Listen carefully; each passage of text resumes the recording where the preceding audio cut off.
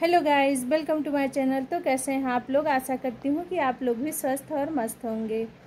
तो जैसे कि आज मेरे वीडियो की टॉपिक है कि हम फिजूल खर्च से कैसे बचें और हमें फिजूल खर्च करना चाहिए या नहीं करना चाहिए।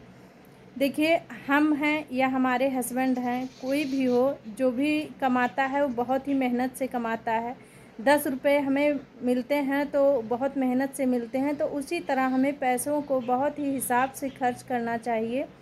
हमें उन्हीं चीज़ों के ऊपर पैसे खर्च करने चाहिए जो हमारे पास नहीं है, या हमें जिन चीज़ों की ज़रूरत है। हमें ऐसे चीज़ों के पीछे अपने पैसे को यूं ही बर्बाद नहीं करना चाहिए जो कि हमारे पास हैं और हमें उसकी ज़रूरत नहीं है।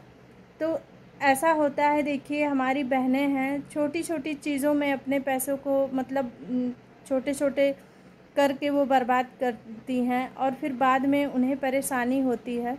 तो हमें इन सब चीज़ों से बचना चाहिए। जैसे अगर हम गांव में ही रह रहे हैं तो अक्सर होता है कि फेरी वाले आते जाते रहते हैं, कुछ ना कुछ सामान लेके, कहीं प्लास्टिक के बर्तन हुए तो कहीं स्टील के बर्तन हुए, और हम उन चीज़ों में 100-50 ऐसे करके पैसे लगा देते हैं अच्छा लगने की वजह से। जबकि हमारे घर में वो चीज़ें हैं, फिर भी हम लोग ये सोच कर ले लेते हैं कि ये तो बहुत सुंदर है, बहुत अच्छा लग रहा है, और हम उनमें अपने पैसे को वेस्ट कर देते हैं।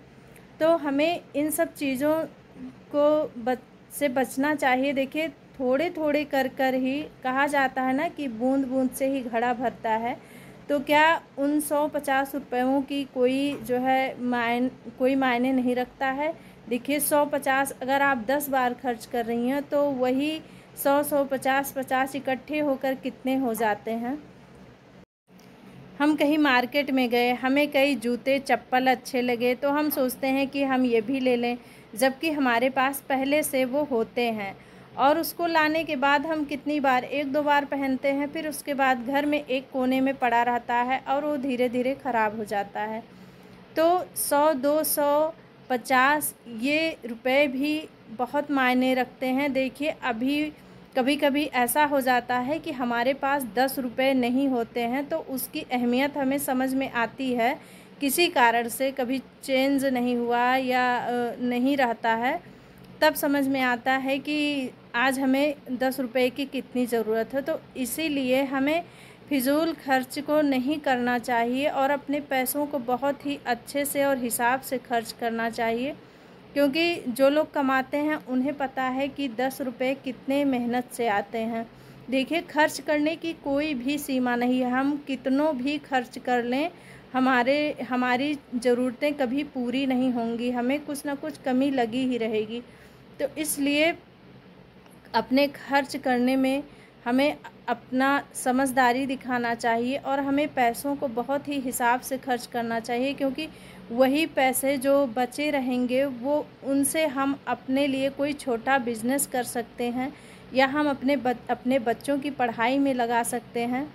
जब हमारे बच्चे बड़े होते हैं तो पढ़ाई में बहुत ही खर्चे आते हैं, तो हम वही जो थोड़े थोड़े करके पैसे बचाए हुए हैं वो पैसे उनकी पढ़ाई में काम आ सकते हैं, या हम उसे अपने बिज़नेस में, छोटी मोटी बिज़नेस करने में हम उसे लगा सकते हैं। तो समझदारी ये नहीं होती है कि हम पैसों को फिजूल खर्च करें, ज़रूरत से खर्च करें, यही समझदारी होती है। तो कभी भी पैसों को यूं ही नाजायज़ नहीं खर्च।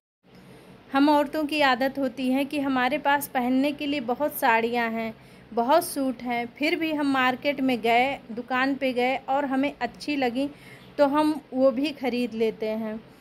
जबकि जो है हमारे पास पहले से ही अलमारी में भरी हुई हैं, बक्सों में भरी हुई हैं और रखने की जगह नहीं है, फिर भी हमें अच्छी लगी तो हम ले लिए। और अगर हस्बैंड पैसा नहीं देते हैं तो हम क्या करते हैं, मुँह फुला लेते हैं। तो देखिए, गाड़ी के 2 पहिए होते हैं, तो दोनों जब अच्छे से चलेंगे तभी जो है हमारा जीवन अच्छे से चलता है।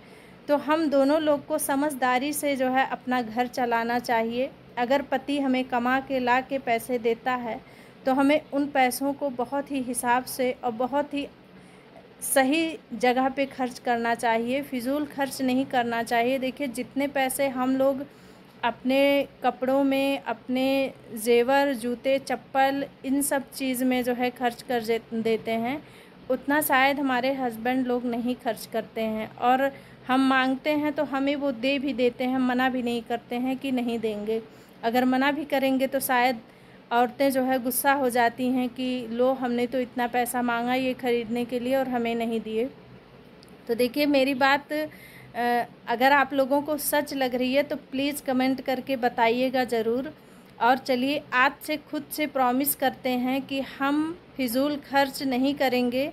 जो हमारे लिए ज़रूरी है हम वही खर्च करेंगे, और अपने पैसों को हम बचाएंगे, वही हम अपने आने वाले भविष्य के लिए बचाएंगे, जो कि हमारे बहुत ज़रूरी हो, वहाँ पर हम लगाएं, अपने बिज़नेस में लगाएं, अपने बच्चों की पढ़ाई में लगाएं।